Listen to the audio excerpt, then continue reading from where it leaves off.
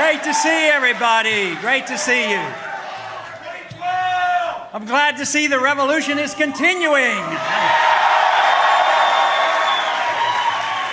Well, we have first seen some of the results of the revolution of a few years ago, and that was last year's election. I understand we had a few new members sent to Congress, and we have you to thank you for. But I do want to take a moment to take a little special privilege and say we also had a new senator from Kentucky, and we like that too.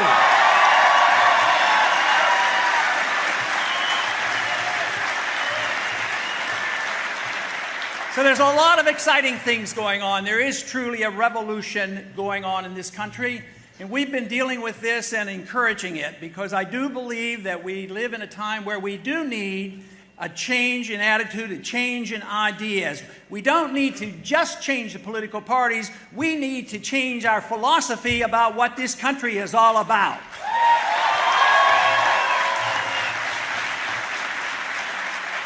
You know, this past week we had a pretty good victory for the freedom movement. We had a vote come up all of a sudden under suspension, and it had to do with the Patriot Act. And the Patriot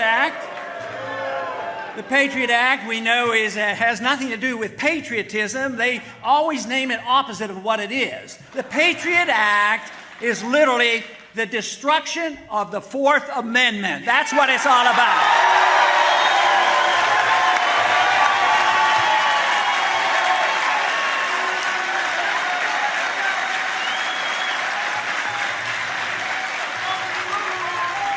Now, the one thing in Washington they haven't quite understood is what's happening in grassroots America, because they assumed that everybody loved the Patriot Act. We'll bring it up under suspension and pass it automatically. Well, we didn't get a majority vote, but they didn't pass it automatically with a 2/3 vote, sending a message that this country is waking up and we want to protect our civil liberties as well as our economic liberties.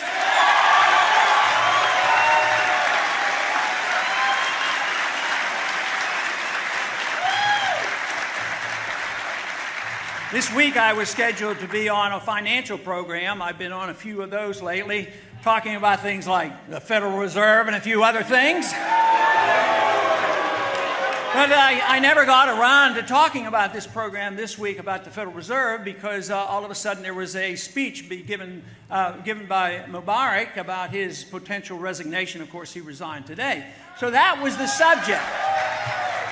But a lot of people now say, what should our position be? What should our position be about finding the next dictator of Egypt? And I would say we need to do a lot less, a lot sooner, not only in Egypt, but around the world.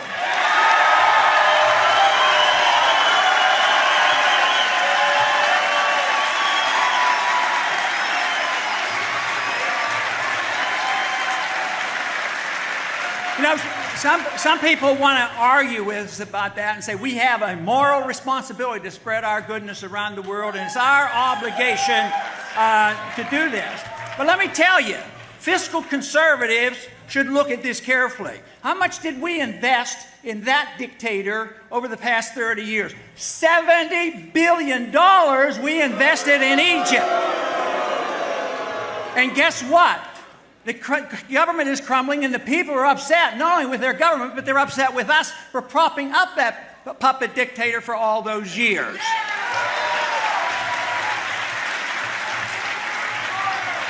Now, to add insult to injury, where do you think the money went? To Swiss bank account. That family, the Mubarak family, has $40, $50, $60 billion, nobody knows, stashed away in other countries, other areas of your money, and that is true. Now, you know, it used to be that conservatives were against foreign aid. I'm still against foreign aid for everybody.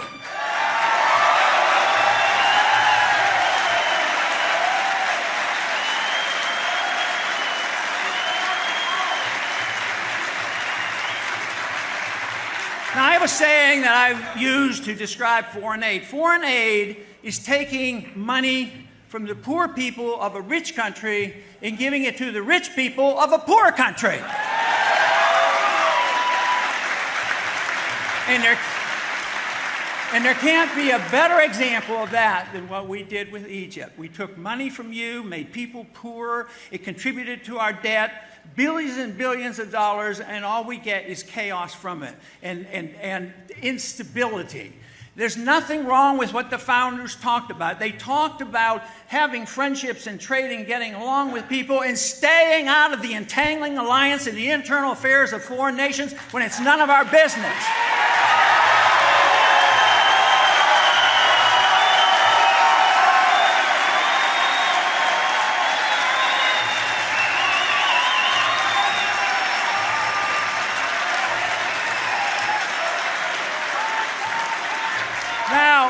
We've been doing it for a long time, and you get periods of relative stability. There was relative stability when we were propping up the Shah, but it ended up with bad results. We ended up with the Ayatollah, and now we have a problem on our hands. But all the Middle East is unstable because of this. Now it's Tunisia, next it's Egypt, and it's going to keep going because all the problems are there because the people don't like us propping up their dictators no more than we would like it if a foreign country came in here and propped up a dictator in our country.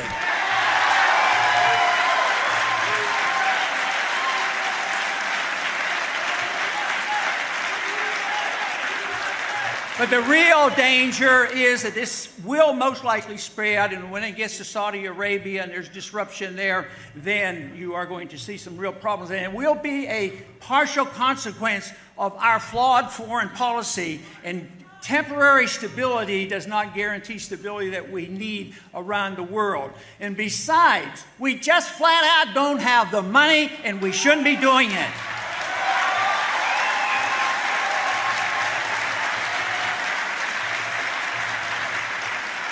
Just remember, the Soviet system did not collapse because we had to fight them.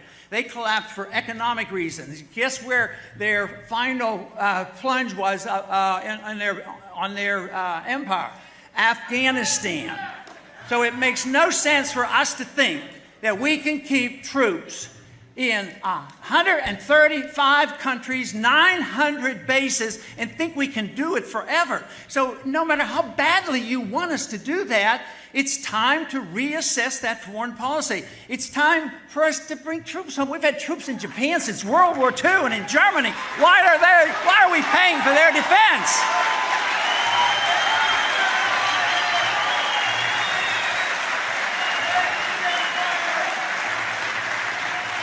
Now, you know, there's been a lot of talk about the budget deficit, and that's something that I was concerned about, you know, just a few years back, like 1976.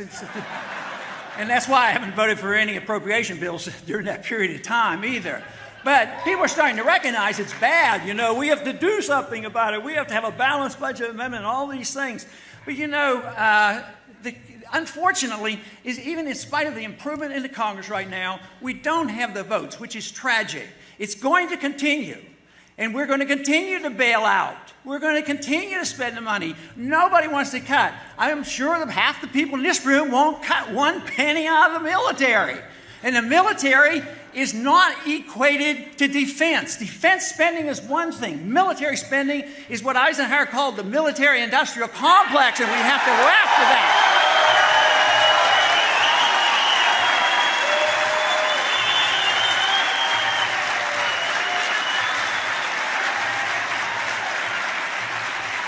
But let's say government, as you all, I am sure, would agree, is out of control, and it's very hard for us to get a handle on it. So let's say we even theoretically, and a miracle happened, and we balance the budget where we are today. It would be still a disaster because we're spending too much money. But it wouldn't change a whole lot. When a crisis comes, guess what happens? Guess who does the bailing out? The Federal Reserve used $4 billion to pass out without congressional approval, and most people say, oh, well, that's the Federal Reserve's job to do that. No, it is our job to check up and find what the Federal Reserve has done, audit them, and find out who their buddies are that they're taking care of.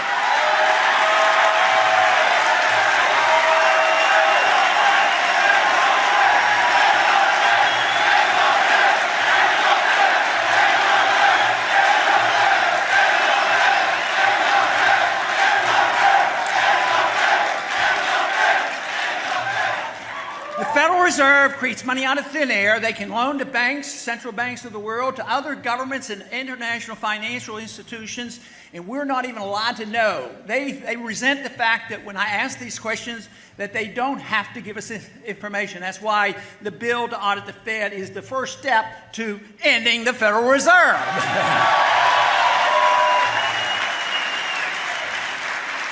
But the Federal Reserve will end itself because they will destroy the dollar. Since the Fed came into existence since 1913, they've eliminated 98% of the value of the 1913 dollar, and it's continual erosion.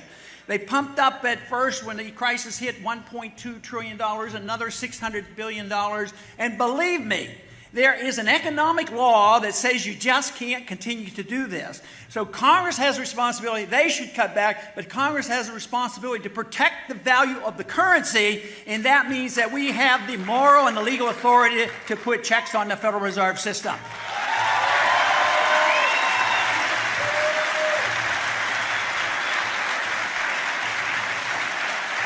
You know, there's been a lot of talk about bipartisanship after the election. We need bipartisanship. And, you know, in some ways that might be true, but I'll tell you what I think about it. I think and I believe that we've had way too much bipartisanship for about 60 years.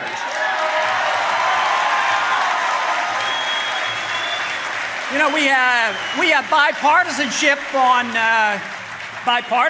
on medical care. You say, yeah, you know, the current administration has given us bad new medical care, but what is done on the other administration? We've been involved for a long time. It's the bipartisanship of the welfare system, the warfare system, the monetary system, the challenge to our civil liberties. It all goes through with support from both parties. So there's way too much bipartisanship. This should be a challenge of the issue of philosophy, good philosophy versus bad philosophy.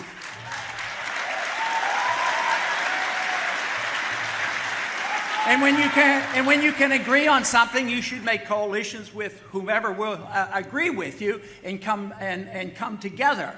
But I'd like to see some bipartisanship, though. What I would like to see is take those big government conservatives who love to spend money and never cut their efforts and their spending, and get the big government liberals where they want to spend and never want to cut, and let them get together and say, you know, it's time, you know, this deficit is good. Let's have a little bit of bipartisanship and cut both.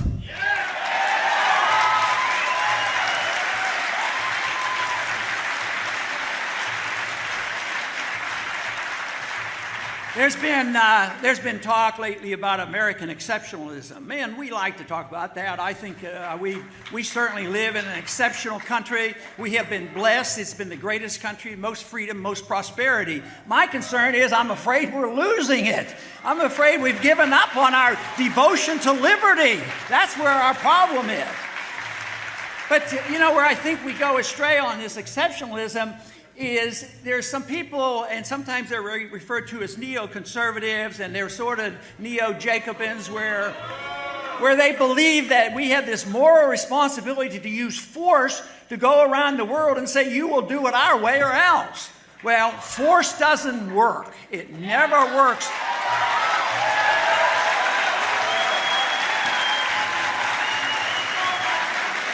The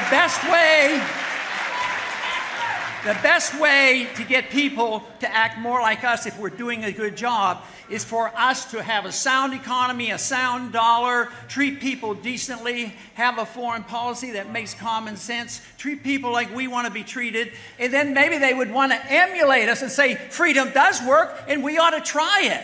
But we can't force it on other people. You know, there's one general rules about what we should expect from government. There is, the First Amendment is a great amendment. Freedom of expression is protected. The government shall write no laws in reference to our freedom of expression. It doesn't say that we're to have an expression of only the non-controversial ideas. It's freedom of expression. Now, most people are pretty good on the First Amendment, but where they slip up is they say the government should write no laws about the freedom of activity. So they want to the liberals want to talk about how to regulate your economic activity and how you spend your money, and others want to regulate your personal lifestyle. But government should not be regulating us, and we should adapt one other principle for that to work.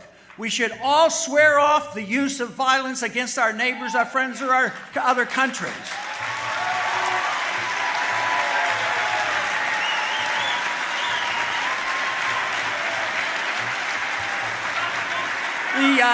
The purpose of all political activity, from my viewpoint, is to promote liberty. Liberty is the most important element. Liberty comes from our Creator. It doesn't come from our government. If we have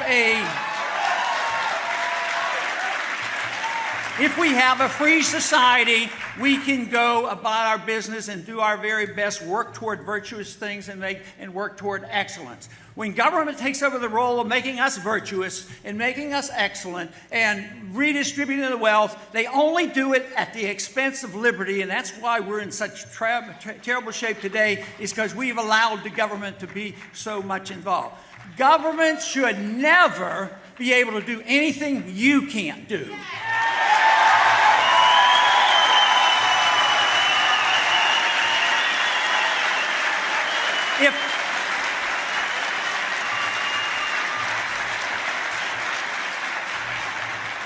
If you can't steal from your neighbor, you can't send the government to your neighbor to steal for you. There should be no redistribution of wealth.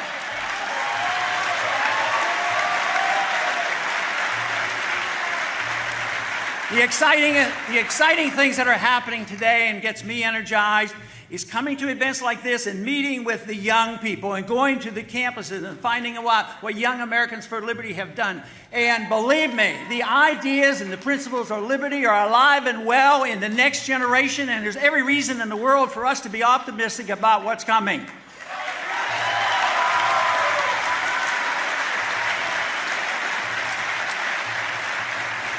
I would like to make one suggestion before I close, that just to think about, because it's not a perfect solution, but especially the young people. What if I had the authority to do it, what if I could offer you and say, look, we're not doing such a good job in government these days. We make promises and we don't know about the future.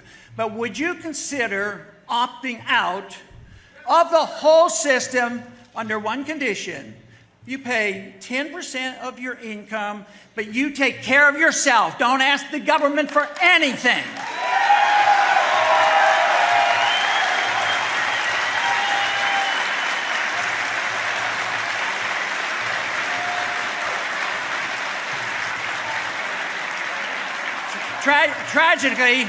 Tragically, you're probably going to have the opportunity, because government is in the process of failing and they can't deliver on the goods, just as the Soviets couldn't deliver the goods and maintain their own power. We will have those same problems domestically, and we face serious economic problems as this dollar crisis evolves.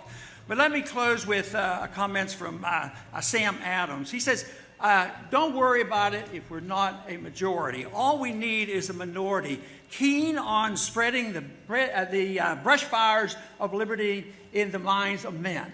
That is what we need to do. And believe me, the brush fires are burning. They will not be able to squelch the brush fires. They're burning and they're spreading, and people are getting excited because they're starting to separate it out, what true liberty is all about, what market liberty, personal liberty is, and what it means in foreign policy, what it means in our traditions, the American tradition, what it means because the Constitution confirms and confers with what I'm saying. There is no authority in the Constitution to have a Federal Reserve System, no authority for the welfare state, and no authority for the police state. It's not there.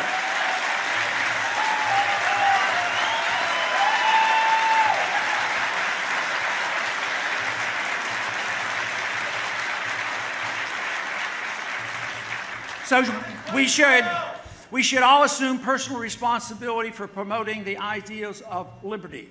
And one thing that Samuel Johnson always advised when they were in the dire consequences of the problems of the revolution, he said, we cannot present long faces to the people, the colonists at that time, because it will make them realize how tough things are.